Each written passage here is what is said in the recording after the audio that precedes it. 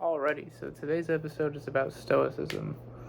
Now, I just received a very interesting test in Stoicism because I recorded this whole video. It was about 50 minutes, and then it disappeared. So I don't know where it is. Maybe it'll come up, maybe it won't. Either way, let's get into it. So, Stoicism emerged in the Hellenistic Greek period, right? And the interesting thing about those philosophers is they were all focused on living the best possible life. So Stoicism is a philosophy built on having you live the best possible life, and I think it's applicable to literally everybody. I think everybody should practice Stoicism. Now, why do I say this? That's a very daring statement. Everybody should practice this one specific philosophy from over 2,000 years ago. It's a very applicable philosophy, as we'll find out. So let's go into the history of it a little bit, and then we'll talk about the fundamental aspects of Stoicism. History. A guy named Zeno of Citium, a Phoenician trader, crashes into Athens. And then he ends up, that's my door, he ends up wandering around Athens after he just lost everything because he lived out of his ship. His ship's destroyed, right? So he has nothing. He went from wealthy merchant to nothing. Most people would be pretty heartbroken, and I believe he was, but eventually he went to a bookstore and he asked for a book on, probably a book on Socrates. He wanted to read a philosophy book, but the bookstore owner said, "I'll do you one better." He pointed to a guy named Crates sitting in, or walking around presumably in the street, and he said, "There's a philosopher in the flesh." So Zeno goes up to him and he becomes his apprentice, basically. So Crates was a Cynic philosopher, and the Cynics basically believed in trimming all the fat off your life. Well, what does that translate to? The most famous Cynic was called Diogenes the dog. Not Diogenes Laertius, that was a historian, but Diogenes the dog, Diogenes the Cynic. He lived like a dog. He called dogs his friends, and there's a famous story of him digging around in some bones, and Alexander the Great liked him, so he walks up to him and he says, "What are you doing? What are you looking for?" And Diogenes says, "I'm looking for the bones of your mother." And that's probably one of the few people Alexander would ever let talk to him like that, because he just thought Diogenes was such a silly character. But that just shows, like, cynics, well, as the modern cynic, suggests, they don't care about a whole lot, and other than they try to live a good life, an excellent moral life, with as little as possible. So Diogenes famously threw away his bowl because he realized he could drink water and eat with his hands. So he said, "Why would I use a bowl if I don't need a bowl?" They thought there was virtue in living with as little frivolous things as possible. If you absolutely needed something, then you could do it. If you needed it to stay alive or be virtuous, then you could do it. But if you didn't, don't do it. So they lived simply very, very often. Now, the Stoics basically take cynicism, because Crates was a cynic. Zeno made Stoicism. Crates imparted a lot of interesting cynic knowledge upon him. So, for example, Crates would have Zeno walk around Athens with a big bowl of soup, and then he'd slap the bowl out of his hands, and Zeno would run away at first because he was embarrassed because he just got soup slapped out of his hands in the middle of an Athens street. But what Crates would do is he'd run after him and say, "Come back, my little Phoenician, you have done nothing wrong, you have erred not." And Zeno eventually came to understand that there's a difference between what you can and can't control. And you should only be responsible for what you can control. You should only hold yourself to that. So Zeno shouldn't hold himself to the fact that the bowl of soup was knocked out of his hands because he didn't know what would happen. It wasn't in his realm of control. So that's a big cynic practice that basically is that it boils down to, that's the main factor of Stoicism that's going to help you live your life. Understand what you can and understand what you can't control. Do not worry about what you can't control. Instead, make a virtue out of what you can control. It makes in other words, limit your life down to what you can control in your thought process, and then you'll live a much happier life. So, a quick example would be, let's say you're stuck in traffic. I was stuck in horrible traffic a few days ago, right? And instead of worrying about, "Oh, I'm not going to get there on time," and you get all this agitation and anxiety, say, "How can I make a virtue out of behaving as well as possible given the situation? I can't control the traffic, but I can control how I respond to it. Am I going to look at this as a chance to act calm under pressure, or am I going to give in to the pressure?" Similarly, I just lost the last video. Am I going to look at that as a reason to be agitated, or am I going to be calm given the negative circumstance? So that's what Stoicism teaches. And if you look at this neuroanatomically, neurophysiologically anyway, you basically are trying to build more prefrontal integration into your mental awareness. So let's say you're somebody, maybe you have post-traumatic stress disorder, right? You have an overactivation of your limbic system, is what that boils down to for a lot of people, as far as I understand. Now, again, I'm not an expert, but these are things you can look up.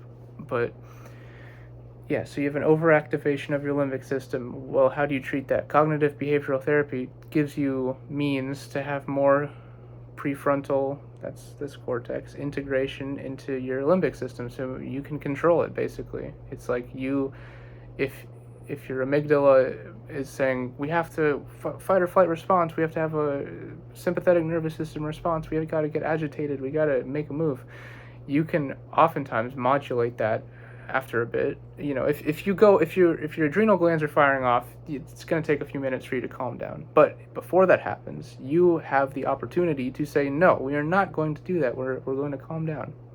We're not going to get agitated. We're not going to get to that point, because that won't help us. And this is a learned thing. So this is it's like literally like training a muscle. It's like you learn new parts of your body. So this is what cognitive behavioral therapy is built upon. In many treatment applications. And this is what Stoicism has been talking about for thousands of years. So as a philosophy for living life, it's very medicinal. And that's just one example. So let's get into more specifics. I'm going to have you build a mind map, a mind museum. Now, this is what people did before we had writing. They would have to remember everything. Ooh, how do you do that? Take your house or any building you have a strong emotional and familiar connection to. And you're going to fill the house with things. So let's say you need to get 10 pounds of grain. You're going to put 10 pounds of grain on the floor. Let's say you need to talk with Bob. Well, there's a bust of Bob on an ionic column right behind that grain, a foot away. You put odd details that you're going to remember and that are going to stand out to you, that you have to work a little bit to encode in the first place, but once you're there, you're there. And it's sort of like you build a little narrative in your house of, I walk here and then I see this and then I see that and then this interacts with that. And it's, you could build those silly, that game Mousetrap, where you build those big elaborate structures that ultimately trap the mouse, It's like that, but in your mind. And so this is what people did to memorize huge, superhuman, seemingly amounts of information. All right, so what you're going to do is you're going to imagine right in your entryway or whatever building, it could be any room, but let's say your entryway. You walk into your house, you see 4 ionic columns. The largest and tallest in the middle of them is the column of wisdom. It says wisdom on the top. In front of that, there are 3 columns, and it's all symmetrical, so it's column here, and then in front of it, there's temperance, and then there's courage, and then there's justice over here. And these are the 4 Stoic virtues. Now, why is wisdom the tallest? The other 3 virtues are basically applications of wisdom.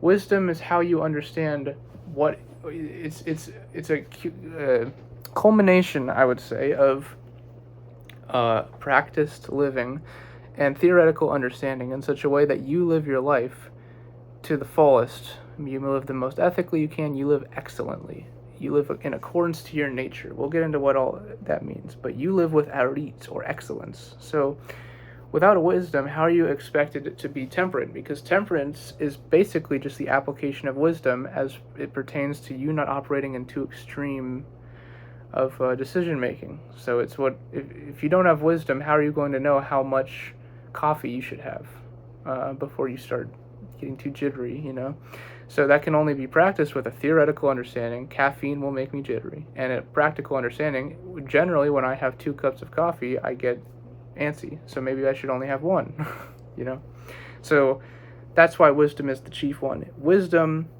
is basically having a healthy mind and having a healthy understanding of your mind and of your philosophy, etc., etc. So everything flows from wisdom. It's an understanding, and that's lived and that's theoretical. So I just explained temperance. It's in the middle because, 2 extremes. I thought it's sort of poetic. You want to be in the middle of the 2 extremes, or in a nice balance. So then there's justice. Well, what does justice do? Justice is the application of wisdom as it pertains to being ethical. So it's playing nice with others, basically. It's operating in a way that does right on other people. Think of Kant's moral imperative. If everybody did this, how would the world be? If everybody murdered one person right now, we wouldn't have any more people. So maybe we shouldn't do that, you know. But likewise, if everybody operated in self-defense to save their family from a murderer and provided the only way to do it was to kill them, maybe murder is acceptable in that situation. And then, you know, conventional morality, this is a side note, conventional morality, in my opinion, I have a video on this, I think, was built off little interactions that ultimately summated into what now appears to be a higher authority. You know, religion appears to be a higher authority on don't kill people. This is a commandment. You cannot do that. You know, don't covet your neighbor's wives. You cannot do that. These things grew out of small interactions where, well, if you are an adulterer, it's going to be harder to live out other aspects of your life. So maybe don't do that, and other aspects of your life will be easier. If you murder people under the wrong circumstances, other aspects are going to be harder. But if you murder people under the right circumstances, some things will be easier. So there's always that contradiction throughout morality and throughout the history of morality of, well, where exactly do you draw the line? And the line is always gray. It's always changing as society changes and as we change as people, as a species. But anyway, that's a side note. So that's conventional morality. Appears to be a top-down thing, but it's actually a bottom-up thing. You can watch my video on that if you want. It's back there. The title should suggest what it is. Anyway, and then there's courage. So courage is doing things that are difficult, but you need to be done. You know, generally you judge how courageous somebody is not by how easy it was, but by how hard it was for them to do that thing. It's courageous to go into the burning building with fire because you have so much to lose, but it's not courageous to go into the cakewalk, to go on a walk, and see some pretty flowers with nothing to lose. Like, that's not very courageous, it's that's the difference, and you'll know it when you see it. Sorry, I'm trying to be fast because I have a limited amount of video space now. Anyway, those are the 4 Stoic virtues. So out of those, you need to live with excellence, arit. That's the goal, is to live excellently. Well, how can you do that? You have to behave virtuously by utilizing your sphere of influence in what you can control, and not worrying about what you can't control. Using what you can control to operate, to live in accordance to your nature. So what is our nature? Well, the Stoics had a lot to comment on about that, and this is probably the hardest thing to understand about Stoicism because it's not explained right. But let me explain a few things that Stoics believed, and it'll sort of fall into place. They were very cosmopolitan. They were not just citizens of Athens or wherever. They were citizens of the world, and everybody had something to offer.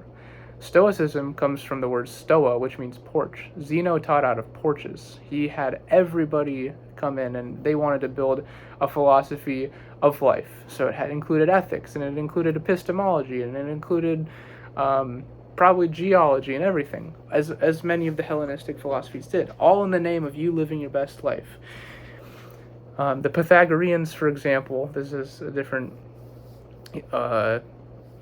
example than Stoicism, but the Pythagoreans believed, my life would be better if I understood geometry, because geometry is sacred and it's essential, So they thought having a good understanding of the world and of what would become science, natural philosophy, they thought that would make them better people. And they were onto something, because having a broad understanding of various diverse viewpoints always seems to make life just that little bit more interesting, that much more grand. When you go traveling, it's like, it's enchanting because you're seeing all these different viewpoints and you're experiencing all these different things. So they were very cosmopolitan. They believed, get many different viewpoints. You are a citizen of the world. You should, enjoy all the different cuisines, enjoy all the different places and the people and the personalities. Likewise, they believed everybody had two things that made them people. They were rational, and they have a meaning, a logos. Logos means very different things depending on how you translate it, but for our purposes it means meaning. And meaning comes from narratives. So Nietzsche once said, he who has a why can bear almost any how. So everybody has a meaning in their life that drives them, and everybody has a rationality to them. Everybody can behave rationally. So those two things combined with cosmopolitan, you know, factors, and combined with your personality makes a nature that you sort of have, you know? So people have a different nature based on their genetics and their upbringing. But if you live in accordance to your nature as a rational and as a meaning, being full of meaning, um, you have the opportunity to live excellently, live your best life by operating virtuously. So you have a nature, you have things that you like to do and that you enjoy doing. And if you apply virtue and ethics and understanding of the world and wisdom and cosmopolitanism, and you bundle all that up, you will live excellently with a reach. So if you combine your personality and your rational mind and the meaning in your life, maybe it's your family, maybe you are sort of like a doctor, you know, maybe people always told you that you had a very very others-focused perspective. Or maybe people tell you you're really good at collecting things or whatever. You combine all these things. You combine that which makes you uniquely you, and you say, okay, I'm going to go out into the world and live in accordance to my nature excellently. I'm going to do right on other people. If my nature is to hurt other people, maybe don't go with that part of your nature as much as to go with the part of your nature that's going to help others, you know, because it's all about being ethical and being virtuous. It's more ethical to not hurt others than it is to do right on others. So that's the virtue. So the virtues sort of inform your nature, and your nature informs your virtues, and it creates this interesting symbiosis where you are able to accomplish brilliant things as long as you focus on your sphere of control, your influence, your personal nature, and your personality. You do right on others. You have a cosmopolitan mindset, and you strive to be excellent every day. You strive to do the best under harsh circumstances. You try not to treat others poorly, even when things are tough. So Stoicism is a morality of slaves and emperors. You got to remember this. If you find yourself in the trenches of the most difficult part of your life, you can still live excellently and virtuously. If you find yourself sick, or if you find yourself impaired, you can still live excellently. Because if it's out of your control, whether or not you can walk or stand, it's in your control how you look at that as a challenge, or how you look at that as a way to help other people that also face, you know, a disability or whatever. If you're stuck in traffic, look at that as an opportunity to keep composure in a situation you can't directly alleviate. You know, you can't do anything about the traffic, but you can say, I will be calm in this situation because I can't control the traffic, yes, but I can always control my reaction. Say you haven't had a lot of sleep, you're going to be less moral and more disagreeable and aggressive. Say, given the fact that I'm going to be less agreeable and more aggressive because, you know, I haven't had sleep, I'm going to still do the best I can to be as moral and excellent as I can. Even though it's not optimal, I'm still going to work out, you know what I mean? Not overdo it, not hurt myself, because temperance, you know. But not too little, because temperance. So all of these things, this is a very large overview, a big crash course, but I hope you kind of get where this is going. So Stoicism, you get to tweak your own logos, you get to tweak your own meaning. Maybe your meaning changes from second to second, but you have to operate with your logos. Your rationality won't change because you're stuck with it. You're a person with a prefrontal cortex. It's like, you should always try to be rational to the best of your ability. You may have cognitive impairment that makes it so you're less likely to be rational all the time, but you should still, you know, do your best. Stoicism is all about doing your best despite how awful the circumstances are. Stoicism was used by people in Nazi concentration camps. Viktor Frankl, Man's Search for Meaning, he writes about it. So it was also used by Marcus Aurelius, the last of the good Roman emperors. So yeah, it's truly a lifelong pursuit of excellence, whatever that means. In this moment, how can I behave excellently and fulfill my meaning, satisfy my narrative, be virtuously, do right on others in a cosmopolitan way, and live with arete, or excellence. So yeah, and there's a sort of You can, and then, there's a, let's fill out your entryway a little bit more. There's a globe next to those pillars that signifies cosmopolitanism. There's a triangle, or a pyramid next to those on the floor that says Arit, and it's built on, it's like white, and it's glowing, and it's brilliant. It's excellence, because it's the culmination of everything. It's like the top of the pyramid, and the globe is glowing too because cosmopolitanism is important. And there's a brain. There's a bust of a man with his brain exposed, and he's reading a book, and that represents the rational nature and the logos, the meaning, the book, the story, the narrative that you have to live with. So there's a bust of a guy with his exposed brain in a book. There's a globe on the floor. There's a pyramid top that's glowing for excellence, and then there's the 4 pillars of virtue with wisdom as the highest. This is how you memorize Stoicism. Oh, and finally, there's a weight, there's a balance between what you can and what you can't control. And, that what you can control is glowing, and what you can't control is sort of obscured. And there's that too. That's being held by the man thinking, reading the book, that's being held, by his other arm. Maybe he's reading like this, or maybe it's sort of, I don't know, however you want it to be. But yeah, so this is your mind map for Stoicism, and try applying it. And I'll post more about Stoicism in the coming days, and we'll just work it out. That was a quick crash course. I'll refine it, I'll tweak it, I'll keep talking about certain things, but yeah. So let me know what you think. Thank you for making it to this video. I love you if you did, because this was a long video, and I really appreciate you sticking it out with me. So yeah, more to come about Stoicism. This is episode 1. See ya.